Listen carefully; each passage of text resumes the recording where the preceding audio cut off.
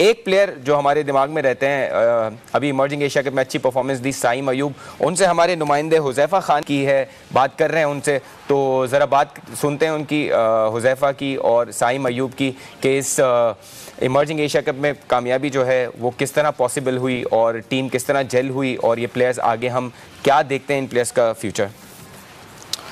जी, पाकिस्तान के बाएं हाथ के ओपनिंग बल्लेबाज साइम अयूब, जिसने इमर्जिंग एशिया कप के फाइनल में भारत के खिलाफ भी 50 स्कोर किया और एक अच्छा टूर्नामेंट रहा और एक प्रॉमिसिंग टैलेंट है going into the future. Saim हमारे साथ मौजूद हैं। साइम, सबसे पहले बताएं कि जब यहाँ से जा रहे थे टीम के साथ, तो क्या ये सोचा था कि इमर्जिंग एशिया कप को हम डिफेंड कर लेंगे, एक बार फिर जीत जाएंगे? हमारा प्लान ये था कि हम लोगों ने वहाँ जाके फाइनल खेलना है, जो हमने टूर्नामेंट के बारे में सोचा था। तो इंडिया के मैच को हमने कोई इतना खास ध्यान नहीं दिया था। ऑलरेडी हम लोग सेमीफाइनल्स में थे, तो हमने उसमें फुल स्ट्रेंथ अपनी नहीं खिलाई थी। हाँ, हम लोग हारे उनसे, नो डाउट, उनको क्रेडिट जाता है, वो अच्छी क्रिकेट खेले उसमें, बट उसमें हमारी फुल स्ट्रेंथ नहीं थी और हमारा यही प्लान था कि हम फाइनल में अगर इंडिया हमारे सामने आती है तो हम उनको फुल स्ट्रेंथ खिला के सरप्राइज़ करें। ठीक है, जब भारत से फाइनल हुआ, आपने कहा फुल स्ट्रेंथ खिलाएं, तो बड़ा हाई इंटेंस मैच था, बहुत ज़्यादा बातें हो रही थी, तो किस तरह का वो माहौल था? ऑब्वियसली हाई इंटेंस गेम, जैसे आपने कहा, वो तो होता ही है क्योंकि बिगेस्ट राइवलरी है इन क्रिकेट। बट हमारा ये है कि हमने एग्रेसिव और फेयरलेस क्रिकेट खेलनी थी, जिसमें हम कामयाब भी हो। हमारा यही प्लान था कि इंडिया के बारे में ज़्यादा सोचना नहीं, हम लोग हारे हैं तो कोई बात नहीं। हमारी पाकिस्तान टीम मशहूर है इस चीज़ के लिए कि हम लोग कमबैक बहुत अच्छा करते हैं, तो और ऐसा ही हुआ, रिजल्ट आपके सामने। जब आप आउट हुए, बिल्कुल फ़खर जमान वाला हो, तो जब आउट हुए और 9 बॉल हुई, तो आपके दिमाग में भी चैंपियंस ट्रॉफी चल रही थी? नहीं, उस वक्त तो इतना उस वक्त हाईली फोकस रहना पड़ता है मैच में, कोई और थॉट इस तरह का आता नहीं है। अगर आता है तो आप डिस्ट्रैक्ट हो जाते हो, तो बिल्कुल।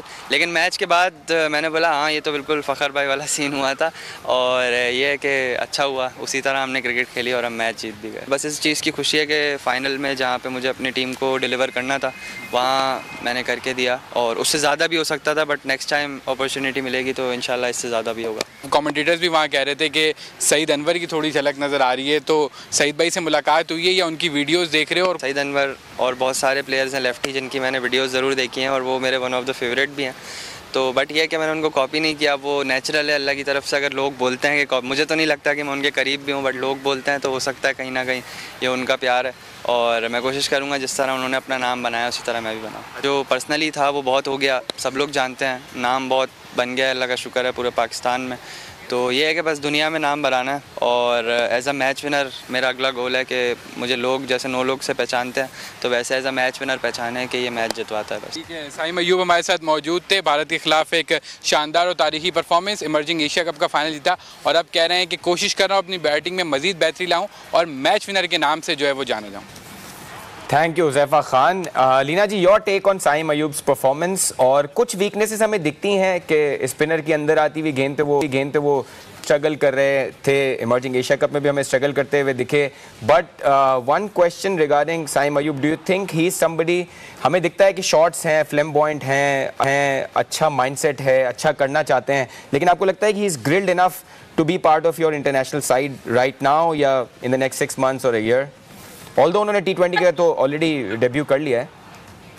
I think is a fabulous talent, इसमें कोई शक नहीं है। लेफ्ट हैंडर है, बड़ा फायदा होता है लेफ्ट हैंडर का। मेरे तो पर्सनली फेवरेट प्लेयर्स बहुत से लेफ्ट हैंडर है, और देखिए आजकल भी जो धुआंधार प्लेयर्स हैं बहुत से लेफ्ट हैंडर ही हैं। तो उसी तरह साइम अयूब भी हैं, अपनी गलतियों पे भी काम करें। जो आपने बताया कि अंदर आती हुई स्पिनर की गेंद को वो जो है उस पर वो बीट हो जाते हैं, तो शायद वहां पर वो थोड़ा सा अपना बॉडी को स्ट्रेट करके अगर सीधे बल्ले से खेलें तो वो उस तरह बीट ना हो। तो इस तरह की उनको भी मेरे से ज्यादा ये पता होंगे, उनके कोचेस को भी, ये जो थोड़ी थोड़ी चीजें आप टिंकर करते हैं अपनी टेक्निक के साथ, तो जो प्रॉब्लम्स होते हैं वो आप ओवरकम कर लेते हैं। जैसे देखें, आपको याद होगा कि शुरू में रिजवान जो थे वो लेग स्पिनर को बल्ले का मुंह खोल के खेलते थे, यानी कि वो कवर पे इनसाइड आउट खेलने की कोशिश करते थे, जिसकी वजह से वो गैप क्रिएट होता था, या तो वो एलबीडब्ल्यू हो जाते थे या बोल्ड हो जाते थे उस गैप से। तो जैसे ही उन्होंने वो क्लोजर टू उस बॉडी खेलना शुरू किया, वो प्रॉब्लम दूर हो गई, और कितने बड़े प्लेयर हैं रिजवान। तो साइम अभी बहुत यंग है, अगर ये प्रॉब्लम उनको आ रही है जो आपने कही, तो ये देख सकते हैं कि वो थोड़ा सा सीधा खेलें, बजाय के जब अंदर बॉल आ रही है तो अगर उनका बल्ला मोड़ रहा है तो वो full face of the bat से उसको एड्रेस कर लें, या थोड़ा सा अपना स्टांस ओपन कर लें, जिस तरह भी उनके कोचेस उनको एडवाइस करें। मैं भी अब देखूंगी ये उनका प्रॉब्लम, एंड मेरा पर्सनली अभी ऑफ द कफ ये ख्याल है कि इनको ये शायद थोड़ा सा अपना स्टांस ओपन करें तो ये बेहतर खेल लें अंदर आती हुई बॉल को और सारा सीधा खेलें। तो पोटेंशियल बहुत है, टैलेंट बहुत है और एम्बिशियस प्लेयर है। He is very proud of his no look shot, as you can see he is very exciting to watch. मेहनती है, मेहनत आगे भी करते जाएंगे तो उनका नाम बढ़ेगा क्योंकि कंपटीशन इस वक्त बहुत है। आप देखें कि अभी जो सीरीज श्रीलंका में हुई तो उसमें कितने अच्छे हमें प्लेयर्स नजर आए। अब्दुल्ला शफीक है, सऊद है, सलमान अली आगा फैंटास्टिक, मतलब इतने रिलैक्स प्लेयर हैं वो कि मजा आ जाता है उनको देखते हुए। पहले मैं उनको इस तरह उनकी फैन नहीं थी, लेकिन अब जब मैंने उनको देखा तो इस तरह का कंपटीशन जब है तो साइम को मेहनत करनी पड़ेगी। और जिस तरह उन्होंने कहा कि 50-60 नहीं 1-2 बड़ी सेंचुरियां लगेंगी तो और ज्यादा वर्ल्ड में उनका नाम बनेगा। बट हैविंग सेड दैट थोड़ा सा टाइम लगेगा। इस वक्त देखते हैं अगर वो सिलेक्ट हुए तो क्या उनका किस तरह वो खेलते हैं क्या नहीं, लेकिन अभी इस वक्त कंपटीशन बहुत है। I think age is on his side, अगर नहीं भी हो सिलेक्ट अभी तो he can keep working and he can be a great player because he is very young. बिल्कुल सही है, बिल्कुल सही। लीना जी, अगस्त में बड़ी इंपॉर्टेंट सीरीज़ आ रही है और वर्ल्ड कप और एशिया कप से पहले हमारे बहुत ज़्यादा ओडीआईज़ नहीं है, स्पेशली एशिया कप से पहले हमारे ज़्यादा ओडीआईज़ हैं नहीं। सो बड़ा इंपॉर्टेंट है एक तो पीसीबी के लिए कि सही टीम सेलेक्ट करना और जिन प्लेयर्स को हमने एशिया कप में ले जाना है, जो नए प्लेयर्स की तरफ हम देख रहे हैं, जैसे आपने भी अभी कहा सऊद शकील की परफॉर्मेंस या अब्दुल्ला शफीक की परफॉर्मेंस, आगा सलमान तो ऑलरेडी आपके ओडीआई सेटअप का हिस्सा रहे हैं।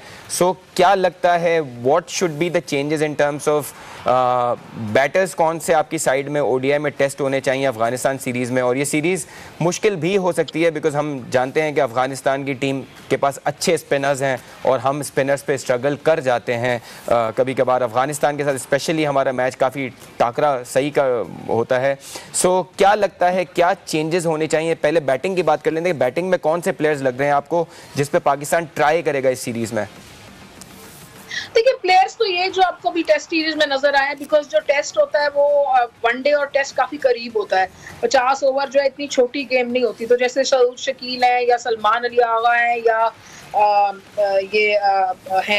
अब्दुल्ला शफीक, तो ये ऐसे प्लेयर्स हैं who are also knocking on the doors of one day cricket. So इनमें से किसको ट्राई करते हैं किसको नहीं। लेकिन हैविंग सेड दैट मुझे लगता है कि हमारी वनडे की टीम काफी सेट है।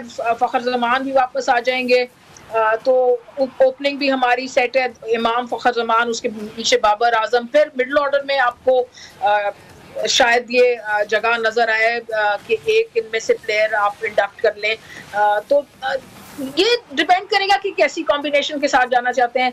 एक तो देखिए ये भी आइडिया हो सकता है कि अगर आपने सऊद शकील को इंडक्ट कराएं तो उन्होंने ये दिखाया कि वो तेज खेल सकते हैं इस सीरीज में श्रीलंका के खिलाफ, तो उनको एक रोल दिया जाए और उनको बताया जाए कि तुमने इस स्ट्राइक रेट से खेलना है। और उन्होंने उसके क्लोज वो अगर 70-75 से खेल रहे थे टेस्ट में तो आपको वनडे में तकरीबन 90-100 की स्ट्राइक रेट जरूरत होती है, तो वो खेल सकते हैं।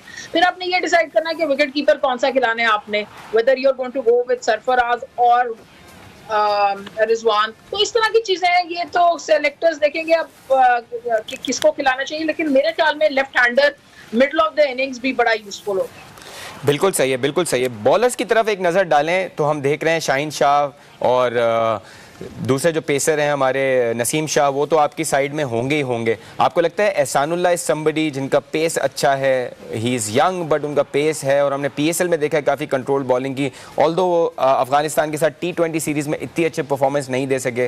आपको लगता है कि he could also be tested in this series? Definitely, they should look to try new players and especially players like Ehsanullah जिनकी इतनी एक्सप्रेस पेस है, उनको जरूर मौका देना चाहिए। वो वहाँ पर शारजा की विकेट्स में वो इतने अच्छा नहीं उन्होंने किया अफगानिस्तान के खिलाफ, लेकिन दैट डजंट मीन एनीथिंग। कोई देखें अभी लबुशेन कितने बड़े प्लेयर हैं, उन्होंने नहीं किया, पूरी एशेज अच्छा नहीं किया, लेकिन दैट डजंट मीन कि ऑस्ट्रेलिया उनको छोड़ देगा। सो डेफिनेटली ट्राई करना चाहिए। उसामा मीर को ट्राई करना चाहिए, चांस जरूर देना चाहिए। He is a excellent spinner and उनका पाकिस्तान कप में मैंने कमेंट्री 2-3 साल से पाकिस्तान कप की कर रही हूँ, तो वो मुस्तकिल अच्छी परफॉर्मेंस रही, पिछले वाले में तो बहुत अच्छी, तो उनको भी चांस देना चाहिए। मिक्स एंड मैच करके देखना चाहिए। और यंगस्टर्स जो जिनको सोच रहे हैं ऑस्ट्रेलिया, जिनको सोच रहे हैं वर्ल्ड कप में खिलाने के लिए इंडिया में, उनको यहाँ जरूर चांस दे के देख लेना चाहिए।